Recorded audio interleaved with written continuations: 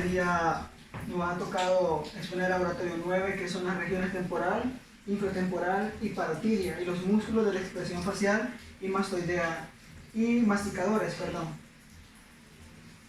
La región temporal, aquí podemos observarla. Ahora bien, dice que la región temporal se ubica en la parte lateral de la cabeza, esto es que ustedes pueden observar acá. Para una mayor descripción, aquí están los huesos frontal, aquí está el occipital, aquí están los parietales, los temporales, y aquí está el ala mayor del hueso esfenoides. Aquí están los cigomáticos o los que se conocen como los pómulos. Ahora bien, la fosa temporal tiene límites, los cuales son los siguientes. Superiormente se encuentran las líneas temporales, que son estas, que ustedes pueden delimitar acá, superiormente. Ahora, lateralmente está lo que es la fase temporal, que no se puede observar acá, pero más adelante los músculos de la expresión facial los vamos a poder denotar. Ahora, inferiormente va a contar con lo que es el arco cigomático, la cresta inferior del ala mayor del esfenoide, que es este de acá, inferiormente, y lo que es anteriormente va a ser por lo de la apófisis frontal del hueso cigomático, que es este de acá, el cigomático o el pómulo. Y lo que es el suelo va a estar formada por las regiones todo este de acá, que es el suelo, va a estar formada por lo que son los huesos frontal, parietal y la porción escamosa del hueso temporal. Ahora, ¿qué contiene esta región? Bueno, esta región delimitada acá, como ya anteriormente les había mencionado, contiene lo que son el músculo temporal y su fase temporal, las arterias temporales profundas y las superficiales, y los nervios temporales profundos, que son 3. Ahora bien, vamos a ir con lo que es la fosa infratemporal, que esta se encuentra posterior al hueso maxilar y profunda lo que es el arco cigomático. Sus límites son la cara posterior del maxilar, que podemos observarla acá, la cara infratemporal o la superior del ala mayor del esfenoides, que es esta de acá, que sería superiormente el ala mayor del esfenoides, y medial estaría formada estructuralmente por la lámina lateral de la apófisis pterigoidea, también la parte posterior de la faringe y los músculos del paladar blando. Ahora bien, medialmente está formada anteriormente por la lámina lateral de la apófisis pterigoidea, como ya lo mencionamos anteriormente. Y por último, lateral es por la cara interna de la rama de la mandíbula, que es esta de acá. Ahora, inferiormente nos dice en el manual que está abierta, y posteriormente de igual manera. ¿Qué contiene la fosa infratemporal? Que es esta que ustedes pueden denotar acá. Y como ya anteriormente mencionábamos, tiene sus límites. Ahora bien, contiene lo que son músculos, contiene los pterigoideos externo e interno, una porción de lo que es la fase del músculo temporal, contiene las arterias maxilar interna y sus ramas.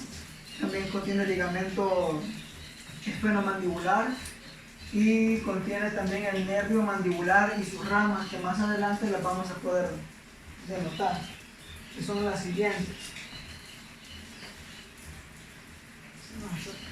Pero vamos con la glándula parótida, porque también esta parte de acá de lo que es contiene del nervio maxilar, y esta da sus ramas cervical, sus ramas temporales, sus ramas cigomáticas y su rama submandibular. Esta es la glándula parótida, y es como el tercer punto, que dice que la glándula parótida es una glándula que consiste en secretar y está delimitada anteriormente y caudal por la mitad de la oreja, como aquí se puede observar.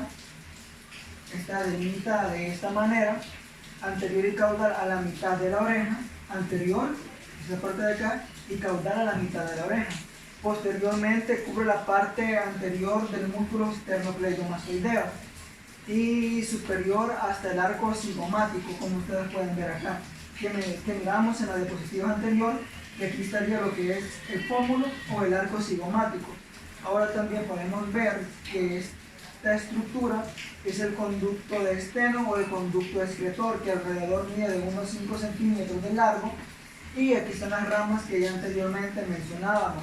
Aquí está la rama mandibular, las ramas temporales, y aquí está la rama cervical, y aquí están lo que es las ramas que vienen del nervio mandibular y que a su vez también están conectadas con lo que es el nervio facial. Este es el nervio aurículo-temporal. ¿Y quién irriga e inerva, también lo que es la glándula parotidia? Es lo que es la arteria temporal superficial, las ramas de la arteria temporal superficial, y también lo que es el nervio auricular mayor, como pueden verlo acá. Muchas gracias. Músculos de la primera facial. A los músculos de la primera facial se les conoce la siguiente característica. Se origina en la fase subcutánea y algunas en las bases de la cara. Se insertan en la piel. Son láminas delgadas de los músculos difíciles de individualizar. Todos están inervados por el nervio facial. Se sitúan en grupos alrededor de los orificios faciales, como en la órbita, la nariz y la boca. Actúan como esfínteres y dilatadores de los músculos faciales. Importancia de los músculos faciales. Mueven la piel y cambian de expresión facial según su estado de ánimo. Brindan la capacidad de una gran variedad de emociones, como fruncir el entrecejo, expresar temor, felicidad, etc. En el estudio lógico de los músculos se dividen en grupos, como grupo orbital, grupo nasal, grupo oral, y otros grupos como la del cuero cabelludo, la del grupo del pabellón auricular y el músculo platysma, que es uno de los más grandes. Nervio facial o séptimo paracraneal. Trayecto. Emerge en el surco bulboprotuberancia a nivel del ángulo punto cerebeloso del tallo cerebral. Se compone de dos raíces. La de mayor grosor motora inerva los músculos del espino facial, y la más delgada síntesis llamada nervio intermedio, que contiene las fibras gustativas del tercio anterior de la lengua y las fibras secretoras de las glándulas lagrimales y salivales, su maxilar, su mandibular y sublingual. En el espesor de la glándula parotidia constituye dos ramas, una superior o temporofacial, una inferior o cervicofacial. Estas forman una red de fibras que constituyen el plexo parótido. Emergen superficialmente como las temporales, las cigomáticas, las bucales, las menopausales o mandibulares, las cervicales.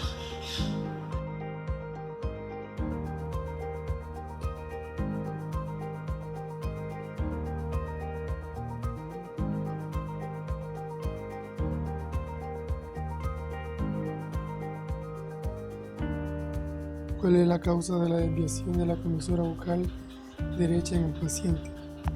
Se produce cuando el nervio que controla los músculos de la músculo facial está inflamado o comprimido. ¿Por qué la paciente no puede cerrar el ojo derecho? Por la pérdida del tono del orbicular del ojo, ocasiona una eversión del párpado inferior, caída y pérdida del contacto con la superficie del globo ocular. ¿Cuál es la causa de la pérdida del gusto en los 2 tercios anteriores de la lengua? El daño se produce en el ganglio geniculado o en situación proximal al mismo total de las funciones del nervio. Se pierde además las parálisis de los músculos faciales. Se observa la pérdida del gusto en los 2 tercios anteriores de la lengua, en el paladar del tono afectado, junto con la disminución de la secreción de las glándulas submaxilares. ¿Cuál es la causa de la hiperacusia homolateral de la paciente? Debido al parálisis del músculo estapedio, donde los oídos parecen demasiado fuertes. Articulación temporomandibular es una articulación sinovial de artrosis en la cual participan los siguientes elementos óseos: la cavidad glenoidea o fosa mandibular o fosa articular, el tubérculo articular por arriba, las cuales forman parte del hueso temporal, y por abajo los cóndilos de la mandíbula. En esta articulación observamos el disco articular fibroso, el cual es cóncavo y convexo por arriba y cóncavo por abajo. Tiene una forma irregular y permite disminuir las incongruencias entre las superficies óseas, ya que cada superficie presenta fibrocartílago. A su vez, el disco divide la articulación en dos: articulación plana por arriba y articulación de bisagra por abajo. La articulación plana permite los movimientos de propulsión y retropulsión en la mandíbula, es decir, moverla hacia adelante y hacia atrás. Y la articulación de bisagra por abajo permite los movimientos de descenso y elevación de la mandíbula. Esta articulación está cubierta por la cápsula articular, la que es laxa, y se inserta arriba en la circunferencia de la cavidad glenoidea y en el tubérculo articular, y por abajo en el cuello del cóndilo de la mandíbula. Esta articulación está reforzada por tres ligamentos: el ligamento temporomandibular, esfenomandibular y el estilomandibular. El temporomandibular es este, se inserta arriba en el tubérculo articular y abajo en la cara externa del cuello del cóndilo de la mandíbula. El esfenomandibular es este, se inserta arriba en la espina del hueso de efenoides y abajo en la língula de la mandíbula. El ligamento estilomandibular se inserta por arriba en la apófisis estiloides del hueso temporal y por abajo en el ángulo de la mandíbula. Ahora veremos los movimientos de la articulación temporomandibular y qué músculos las permiten. La descenso o depresión. Esta es gracias a los músculos pterigoideo externo o lateral, el genioideo, el miloioideo, el digástrico, y el genioideo. Elevación. Esto es por los músculos temporal, macetero y los pterigoideos, el pterigoideo interno. La protrusión o propulsión. Esto es debido a los dos pterigoideos, el externo y el interno. Y la retracción o retropulsión es por el genioideo, el digástrico, el temporal y el macetero. Y por último, la lateralidad o lateropulsión.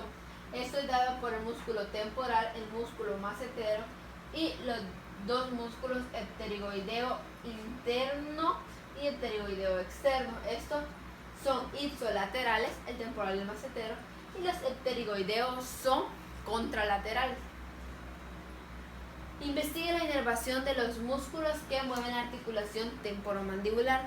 El digástrico tiene dos vientres. Su vientre anterior está inervado por el nervio mandibular y su vientre posterior por el nervio facial. El miloioideo está inervado por el nervio mandibular y el genioideo por el nervio genioideo. Los otros músculos, sus inervaciones las diré más adelante. Músculos de la masticación son el temporal, el macetero y los pterigoideos interno y externo.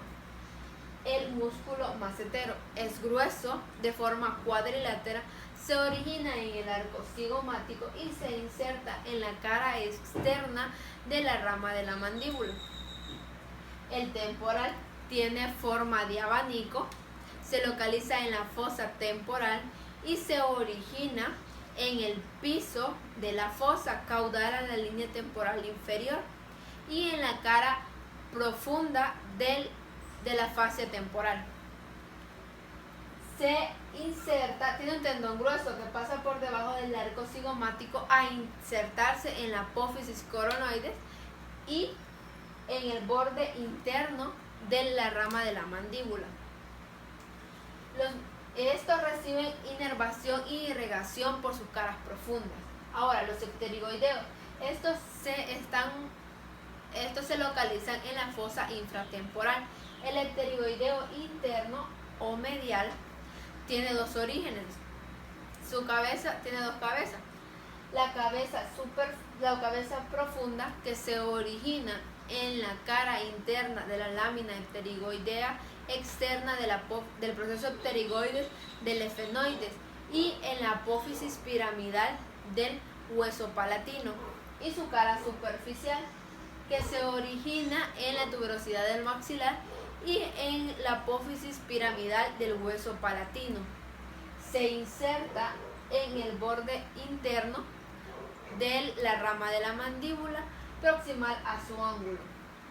El pterigoideo externo también se origina a partir de dos cabezas, la cabeza superior e inferior. La superior se origina en el techo de la fosa infratemporal y la inferior en la cara externa de la lámina pterigoidea externa de la apófisis pterigoides, y se inserta en el cuello del cóndilo de la mandíbula, en la cápsula articular, y unas pocas fibras penetran la cápsula y llegan hasta el borde anterior del disco articular. Ahora, investigue la inervación de los músculos masticadores. Son los que me hicieron falta anteriormente, que serían el macetero, el temporal, el pterigoides externo e interno. Están inervados principalmente por el tronco anterior del nervio mandibular. El músculo temporal específicamente por las ramas profundas del nervio temporal, y el músculo macetero por el nervio macetérico. El pterigoideo externo específicamente por el nervio pterigoideo lateral, y el pterigoideo interno está inervado específicamente por el nervio pterigoideo medial. Buenas tardes, compañeros y compañeras. Querido doctor, yo les voy a hablar sobre lo que es la arteria maxilar o maxilar interna. La arteria maxilar interna y la arteria temporal superficial son las dos ramas terminales de la arteria carótida externa. La arteria maxilar es la rama de mayor calibre de las dos ramas que conforman la arteria carótida externa. Lo que es la arteria maxilar interna nace lo que es en la arteria carótida externa a nivel del cuello del cóndilo. Esta avanza hacia adelante, introduciéndose en la fosa intertemporal, a la cual irriga para llegar a lo que es a la fosa pteriopalatina, en la cual nace su última rama, que es la fosa efenopalatina. En esta arteria podemos ubicar lo que son en su trayecto tres porciones: la porción maxilar, la porción pterigoidea y la porción pteriopalatina. En la que son la porción maxilar podemos ubicar en esta parte de acá con una arteria descendente y cuatro arterias ascendentes. La porción pterigoidea la podemos encontrar en el centro con una arteria ascendente y tres descendentes, mientras que la arteria pteriopalatina la podemos encontrar con una arteria descendente, dos anteriores y dos posteriores. En esta arteria maxilar interna nos pedía ubicar nada más dos ramas, que son la meningia media y la alveolar inferior o dentaria inferior. La alveolar inferior, que pasa junto al nervio y se ingresa para abajo, sería esta arteria alveolar inferior o dentaria inferior. Y la arteria meningia media la podemos encontrar ya introduciéndose al nivel del cráneo. arteria en el intestino investiga las otras ramas que conforman lo que es la arteria carótida, la arteria maxilar. En la arteria maxilar podemos encontrar la división de tres porciones, que serían la porción maxilar, la porción ptericoidea y la porción pterigopalatina. En la porción maxilar podemos encontrar las cuatro ramas ascendentes que ya les había dicho, que son la arteria meningia accesoria, la arteria meningia media, la arteria timpánica anterior y la arteria auricular profunda. Luego, de manera descendente, podemos encontrar la arteria alveolar inferior. En la porción pterigopalatina, en la porción pterigoidea podemos encontrar dos ramas ascendentes que son la temporal profunda anterior, la arteria temporal profunda posterior. Y de manera descendente podemos encontrar la arteria brocal, a la arteria ptericoidea y la arteria mesentérica. Y ya en su última porción lo podemos encontrar como la porción pterigopalatina, una rama ascendente que sería la arteria de conducto pericoideo, la arteria epipalatina y de manera anterior la arteria infraordinaria y la arteria alveolar superior posterior, mientras que de manera descendente se encontramos una que sería la arteria palatina mayor.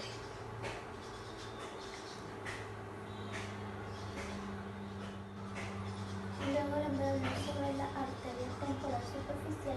Esta es la rama de menor porción de las dos arterias que conforman la arteria carótida externa. Esta arteria pasa por lo que es la región, la glándula paloidea, para introducirse también lo que es el cuello del cóndilo, a nivel del cuello del cóndilo. Aquí podemos ubicar lo que es la arteria superficial, temporal superficial. Luego identificándola en el tejido subcutáneo en la región temporal, acompañada de la vena temporal. Esta es la vena temporal. Y del nervio auriculotemporal, el nervio auriculotemporal. Acompañado de estos dos forma lo que es la arteria temporal superficial, que debemos encontrarla de esta manera. Luego les voy a hablar sobre lo que es la vena maxilar. Esta vena se forma por la unión de las venas del plexo pericoideo, que es una red de venas que la podemos visualizar en esta parte. Se localiza entre los músculos temporal y el músculo temporal y el pericoideo externo, mientras que también está formada por dos músculos ptericoideos, que serían el ptericoideo lateral y el ptericoideo medial. Por último tenemos lo que es la vena maxilar, que junto con la vena temporal superficial forman lo que es la arteria retromandibular con sus dos ramas, posterior y anterior. Esto sería todo. Nervio trigémino. El nervio trigémino emerge de la parte anterolateral del puente mediante una gruesa raíz sensitiva y una delgada raíz motora. Ambas porciones pasan de la fosa craneal posterior a la fosa craneal media, por debajo de la inserción de la tienda del cerebelo en el peñasco del temporal, debajo del seno petroso superior. En este sitio, la raíz sensitiva se expande para formar el ganglio semilunar del trigémino o ganglio de Gasser. Este ganglio es grande, aplanado y contiene las células de origen de las raíces sensitivas y se encuentra situado en la cavidad trigeminal. En este nivel, el nervio trigémino se divide en tres ramas, que son la rama oftálmica, la rama maxilar y la rama mandibular. Nervio oftálmico. Este nervio es solo sensitivo. Pasa a través de la fisura orbitaria superior e inerva la córnea, a la parte superior de la conjuntiva, a la mucosa de la parte anterosuperior de la cavidad nasal, al seno frontal, a las cedillas etmoidales, a la dura madre anterior y supratectorial, a la piel del dorso de la nariz, al párpado superior, a la frente y el cuero cabelludo. Nervio maxilar. Es solo sensitivo, pasa a través del agujero redondo e inerva la dura madre de la parte anterior de la fosa craneal media, a la conjuntiva del párpado inferior, la mucosa de la parte posterior inferior de la cavidad nasal, el seno maxilar, el paladar y la parte anterior del vestíbulo bucal superior, los dientes maxilares, la piel lateral de la nariz, el párpado inferior, la parte anterior de la mejilla y el labio superior. Nervio mandibular.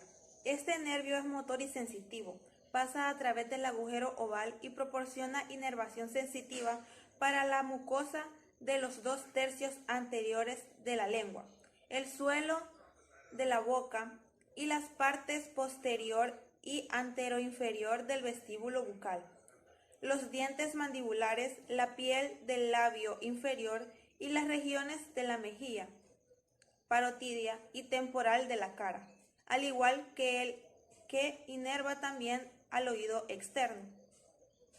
El oído. El oído es el órgano encargado de la audición y el equilibrio.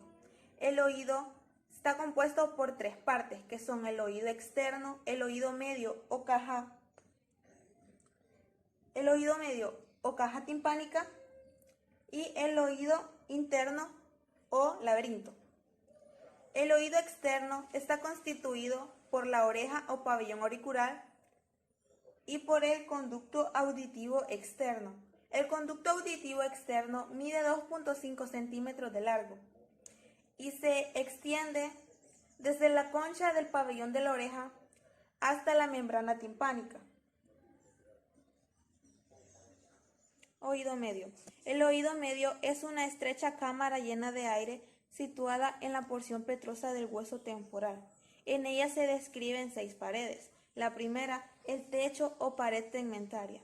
Esta está formada por un peñasco del temporal llamado tegmen timpánico. También está el piso o pared yugular. Esta está formada por la fosa yugular, en la que se aloja el golfo o bulbo de la vena yugular interna. También está la pared anterior o carotidia. Esta está relacionada con la arteria carotidia interna y no es una pared totalmente completa. También está la pared externa lateral o membranosa. Esta está formada por la membrana timpánica, que es una membrana delgada y fibrosa de un color gris perlado. Está también la pared media o interna o laberíntica. Y por último, la pared posterior o mastoidea. Esta no es una pared totalmente completa. La cavidad se comunica con las celdas mastoideas a través del antro mastoideo. El oído interno. Este contiene el órgano vestibulo-coclear que está implicado en la recepción del sonido y mantiene el equilibrio. El oído interno consta de los sacos y el conducto del laberinto membranoso. Para finalizar, vamos a dar respuesta al siguiente investigue, y este dice: investigue las características descriptivas del pabellón auricular. Sus características descriptivas son: el pabellón auricular se compone por una lámina delgada de cartílago elástico, cubierta por piel delgada. Presenta varias elevaciones y depresiones. La concha es la depresión más profunda. El hélix es el borde más elevado. También tiene el lóbulo y el trago. El trago es una proyección en forma de lengüeta que recubre el orificio del conducto auditivo.